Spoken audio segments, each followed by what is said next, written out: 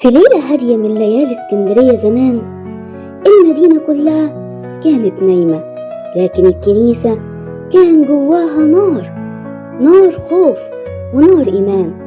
وجندي بيجري في الشوارع وهو بيصرخ: امسكوا أثناسيوس، الإمبراطور عايزه.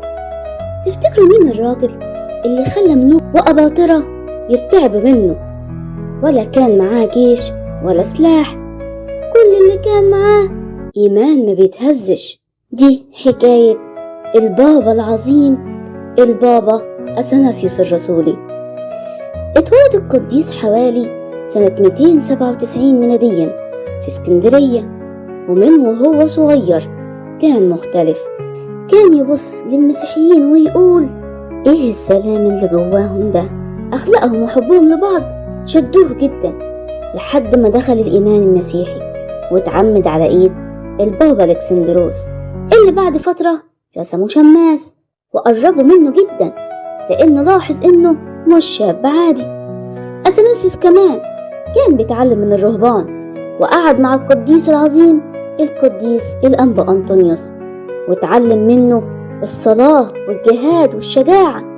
ومن صغره كتب كتابين هزوا العالم ضد الوثنيين وتجسد الكلمة. الناس كلها بدأت تقول الولد ده هيبقى حاجة عظيمة جدا. وفي سنة 325 ميلاديا حصل أخطر اجتماع في تاريخ الكنيسة، مجمع نقيا. كان في واحد اسمه أريوس بينكر إن السيد المسيح هو الله الحقيقي. الناس الكبار كانوا بيتناقشوا، وفجأة الشماس الصغير أثناسيوس وقف يتكلم.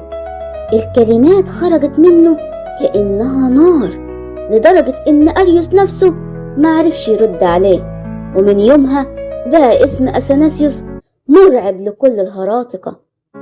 وبعد نياحة البابا الكسندروس الكل كان مستغرب، إزاي شاب عنده 30 سنة يبقى بابا؟ لكن قبل ما البابا الكسندروس يروح السما كان موصي بيه. وفي 8 بشمس سنة 328 ميلاديا اترسم البابا أثناسيوس بطريرك رقم 20. أول 7 سنين كانوا هاديين نسبيا، وخلالهم رسم القديس فرومينيتيوس أسقف على أثيوبيا، وكمان راح الصعيد يقابل القديس الأنبا بخوميوس.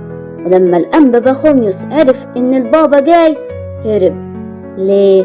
عشان كان خايف يرسموه كاهن من شدة تواضعه. لكن الهدوء ما كملش. الإمبراطور قسطنطين الكبير أمر البابا إنه يقبل أريوس تاني بعد ما ادعى التوبة، لكن أثناسيوس رفض بكل قوة. قال يعني بالمعنى الإيمان مش لعبة، فالإمبراطور نفاه. لكن النهاية كانت مخيفة جدا لأريوس. وهو رايح الكنيسة علشان يرجع للشركة مات فجأة بطريقة مرعبة في مرحاض عام، والناس كلها فهمت إن ربنا كشف كذبه. ورجع أثناسيوس من النفي، لكن الحرب عليه ما وقفتش. الأباطرة كانوا بيتغيروا، لكن الكره لأثناسيوس ثابت. وفي مرة الجنود هجموا على الكنيسة وهو بيصلي.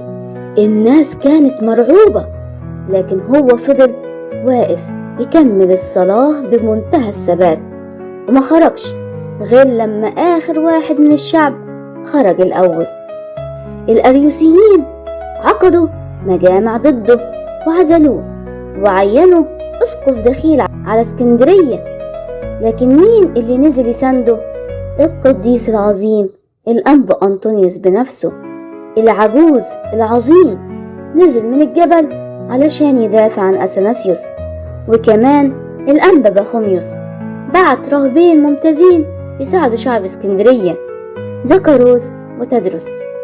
وفي منفاه أثناسيوس ما استسلمش، كان يتنقل من دير لدير، مرة مستخبي ومرة مطارد ومرة عايش في الصحراء.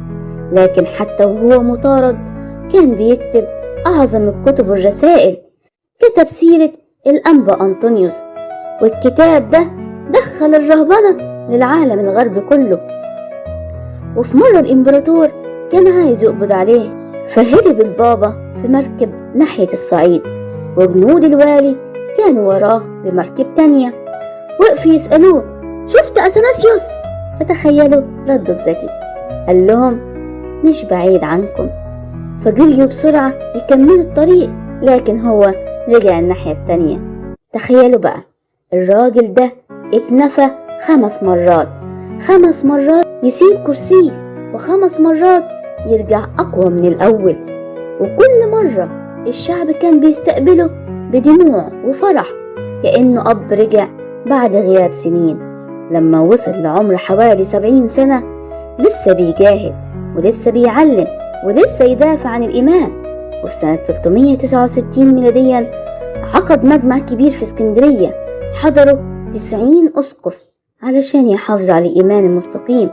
فضل البابا أثناسيوس يخدم لحد عمر 76 سنة تقريبا، وبعد رحلة تعب وجهاد ونفي ودموع تنيح بسلام سنة 373 ميلاديا، بعد ما قعد على الكرسي المرقصي 45 سنة كاملة، 45 سنة حرب، لكن عمره ما باع الإيمان.